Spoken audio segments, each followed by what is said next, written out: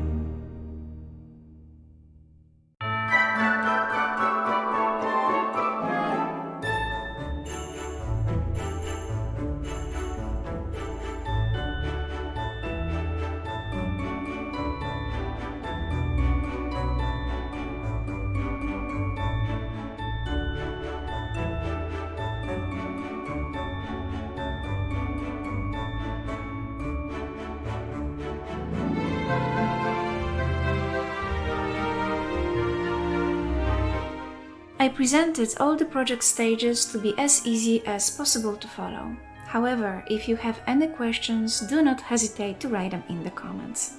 Thank you for watching and see you in part 2.